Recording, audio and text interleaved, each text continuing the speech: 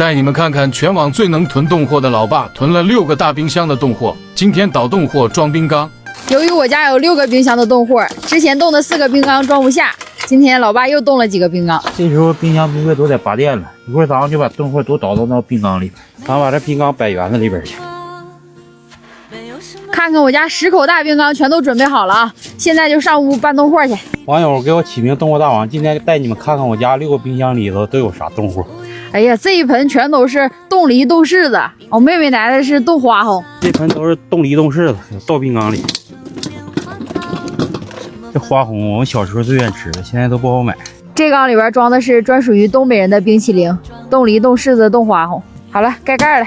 东北到冬天，这冰箱冰柜就都拔电了，把这冻货全都放到天然大冰箱里。在咱们东北，这冰箱冰柜还可以休年假呢。必须得休年假，每年都休。这一盆都是冻的苞米碴子，还有苞米浆。你看看咱家这些冻菜有多少？这一盆全都是冻菜，冻柿子、冻豆角，这都是我们小园的柿子。这柿子老有柿子味儿了。2大盆冻菜全都倒腾出来了。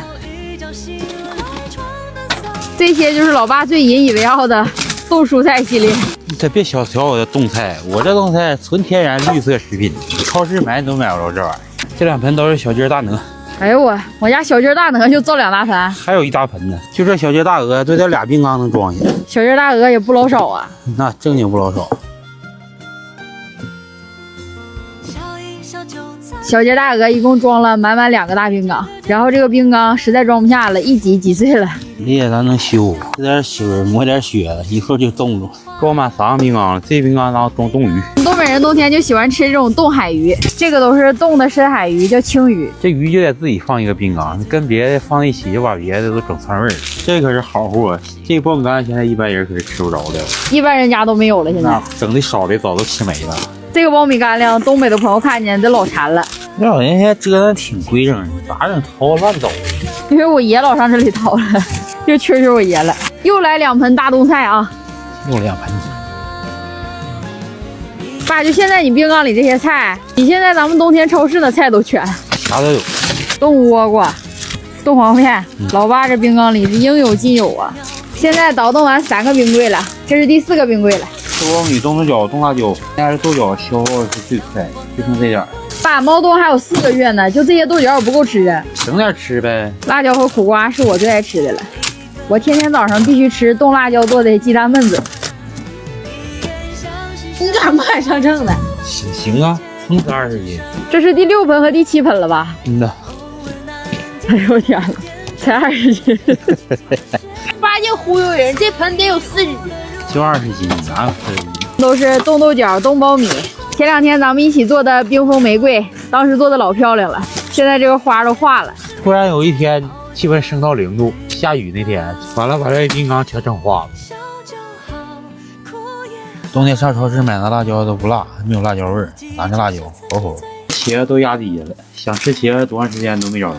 多长时间我就想吃酱扒茄子，这才找着这茄子。这个冰柜是我家第5个冰柜了，第5个冰柜里边全都是肉。呀，还有一条大鱼嘞！还有条鱼呢。又端了2盆牛羊肉。爸，你这冻货大王真是名不虚传呐！全网谁都没有你能囤冻货。俺那头猪还没往里装呢，猪片片没地方装了，猪就搁缸里装了。10口大冰缸装满9口了，就剩这1口。过2天装点别的冻货，还有几个大塑料桶全是满的。今天把这9口大冰缸全都装满了，这些就是我们猫冬半年囤的一部分冻货。这个冰缸里是冻梨、冻柿子、冻花红。这2个冰缸里都是大鹅、小鸡、鸭子。这个冰缸里是冻海鱼。这个冰缸里是冻蔬菜，这个冰缸里全都是牛羊肉。